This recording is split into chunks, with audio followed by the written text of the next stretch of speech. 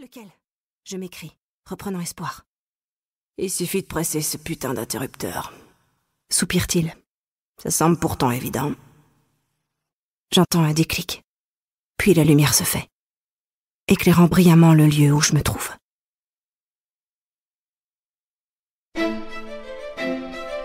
Chapitre 2.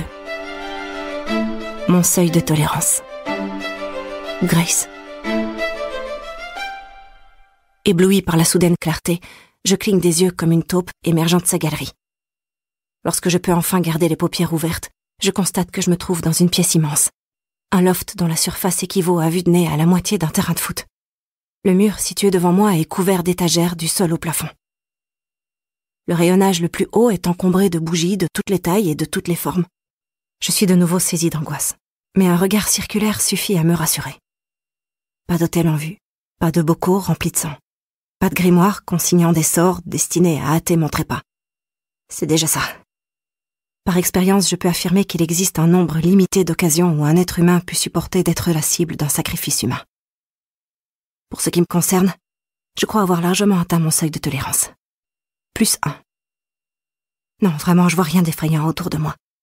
J'ai plutôt l'impression de me trouver dans un magasin de déco. Une batterie de lampes et de lustres baigne les murs blancs d'une lumière ambrée. J'étudie le savant mélange de meubles modernes et rustiques aux couleurs claires, disposés dans 8 zones distinctes délimitées par des tapis. Une médiathèque comprenant 2 rayonnages métalliques bourrés de disques et de DVD. Un espace sport regroupant divers appareils de fitness et de musculation. Une piste de lancer de haches. Un salon disposant d'un écran gigantesque et d'un confortable canapé garni de coussins blancs où traîne une collection de manettes de jeux vidéo. Une chambre à coucher dotée d'un lit king size. Une bibliothèque comprenant plus de livres que je ne peux en compter et un coin lecture aménagé au pied d'un mur d'accent noir. Une cuisine moderne et bien équipée, jouxtant une luxueuse salle de bain. Tout est si apaisant et si bien agencé que je me sentirais presque chez moi dans ce loft inconnu. Mais c'est compté sans la voix désincarnée qui résonne sous mon crâne. T'aimes le mur d'accent? Il s'agit d'un noir Armani. Très chic, je trouve. Je dois serrer les dents pour ne pas laisser éclater ma colère et lui faire savoir qu'il peut bien aller se faire foutre, lui, son noir Armani et son phrasé typiquement britannique qui dégouline de condescendance. Seulement, je juge plus prudent de ne pas le contrarier.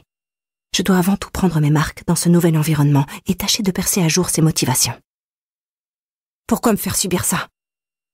L'inconnu lâche un long soupir. Et voilà que tu recommences à voler mes questions. Des questions auxquelles tu es à l'évidence la plus à même de fournir les réponses. À la fois excédée et à demi morte d'inquiétude, je ne peux m'empêcher de hausser le ton et d'effectuer de grands moulinets avec les bras.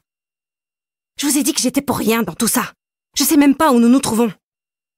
Je suis navrée de devoir te contredire, mais j'ai l'impression que tu t'enfonces dans le déni. Nous autres, les vampires, sommes capables de bien des choses. Mais certainement pas de ça. Son accent se fait plus épais à chaque mot, à tel point que je suis prise d'une envie insensée d'éclater de rire.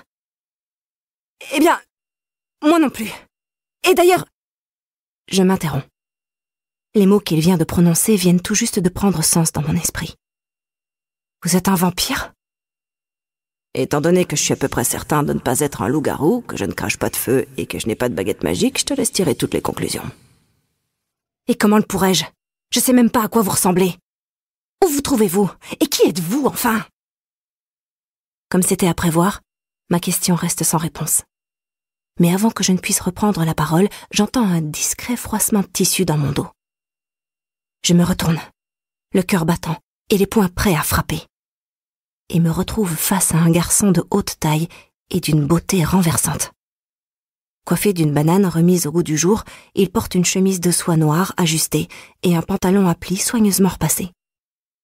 Adossé à une étagère, il me fixe de son regard bleu arctique, les mains fourrées au fond des poches. Quelques secondes s'écoulent avant que je reconnaisse son visage. Oh mon Dieu! Oh mon Dieu! Savoir où se trouve ce loft est désormais le cadet de mes soucis. Tout ce qui importe, c'est que j'y suis retenue prisonnière, en compagnie du frère aîné de Jackson. Hudson, le pire sociopathe que la Terre ait connu.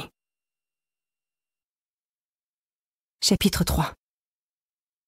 D'entre les morts. Grace.